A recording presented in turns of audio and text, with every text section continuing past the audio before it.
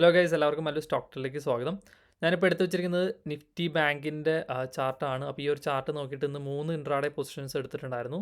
ഏകദേശം ഓവറോൾ നോക്കുവാണെങ്കിൽ ഒരു 42,000 പ്രോഫിറ്റ് കയറിയിട്ടുണ്ട്.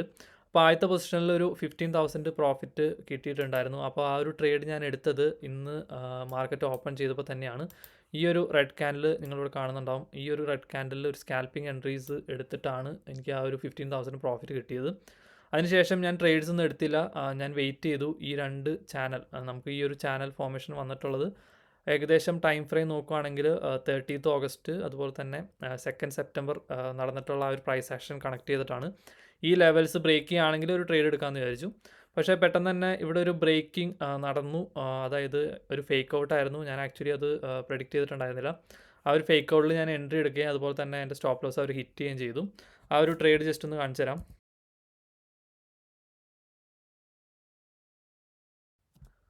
ഓക്കെ, ഈ ഒരു ക്യാൻഡിലാണ് ഞാൻ ആക്ച്വലി ആ ഒരു എൻട്രി എടുക്കുന്നത്. ഞാനൊരു പുട്ട് ഓപ്ഷൻ ബൈ ചെയ്തു ഈ ഒരു ലെവലിൽ. അതിന് സ്റ്റോപ്പ് ലോസ് വെച്ചത് ഈ ഒരു ക്യാൻഡിലിന് എബോവ് ആയിരുന്നു.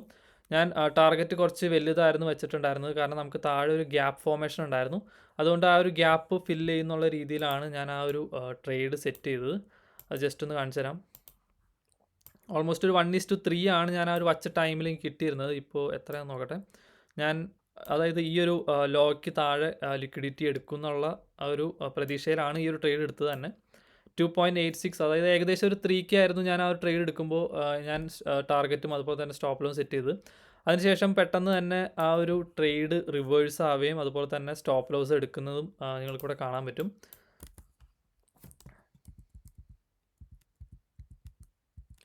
ഓക്കെ, ഇവിടെ നമുക്ക് ആ ഒരു ഡോജി ക്യാൻഡിൽ വന്നിട്ട് നമ്മുടെ ആ ഒരു സ്റ്റോപ്പ് ലോസ് ഹിറ്റ് ചെയ്യണ്ടായി. അപ്പോൾ ഓപ്ഷനിലായിരുന്നെങ്കിൽ അത് നേരത്തെ തന്നെ ഹിറ്റ് ചെയ്തു, കാരണം തീറ്റ ഡിക്കി ഉണ്ടായിരുന്നതുകൊണ്ട് പെട്ടെന്ന് തന്നെ പ്രൈസ് പുഷ് ചെയ്ത് താഴോട്ട് വന്നു. എന്നിട്ട് ആ ഒരു സ്റ്റോപ്പ് ലോസ് എടുക്കുകയുണ്ടായി. പിന്നെ ഞാൻ വെയിറ്റ് ചെയ്തു. എന്തായാലും താഴോട്ട് ഒരു ഫേക്ക് ബ്രേക്ക് ഔട്ട് വന്ന സ്ഥിതിക്ക് നമുക്കൊരു മുകളിലോട്ടൊരു മൂവ്മെൻറ്റ് പ്രതീക്ഷിക്കാവുന്നതുകൊണ്ട് ഞാൻ വെയിറ്റ് ചെയ്തു. പക്ഷേ മാർക്കറ്റിൻ്റെ ഒരു പകുതി ടൈമിലും പ്രൈസ് ഇതുപോലെ തന്നെയായിരുന്നു മൂവ് ചെയ്തുകൊണ്ടിരുന്നത്.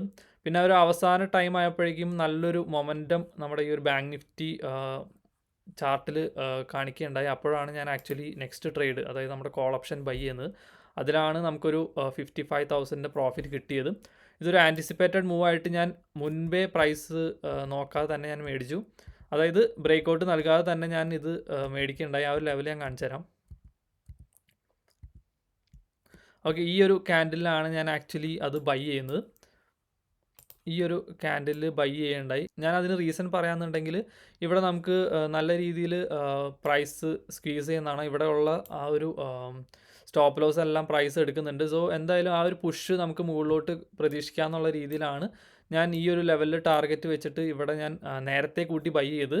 സ്റ്റോപ്പ് ലോസ് ചെറിയ ഒരു സ്റ്റോപ്പ് ലോസ് ആയിരുന്നില്ല വെച്ചത്, ഏകദേശം ഈ ഒരു വിക്കിന് താഴെ, അതായത് ഇത്തിരി ബിഗ് ആയിട്ടുള്ള സ്റ്റോപ്പ് ലോസാണ് വെച്ചത്.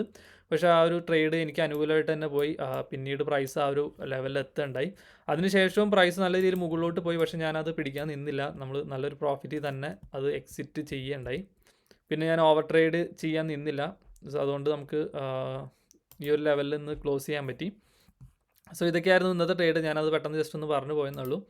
അപ്പോൾ ഈ ഒരു വീഡിയോ എല്ലാവർക്കും ഇഷ്ടമായിരിക്കുന്നു. ഇതുപോലെ ഇനി വീഡിയോ എല്ലാ ദിവസവും ചെയ്യുന്നുണ്ടെങ്കിൽ നിങ്ങൾ കമൻറ്റ് ബോക്സിൽ പറയാം. താങ്ക്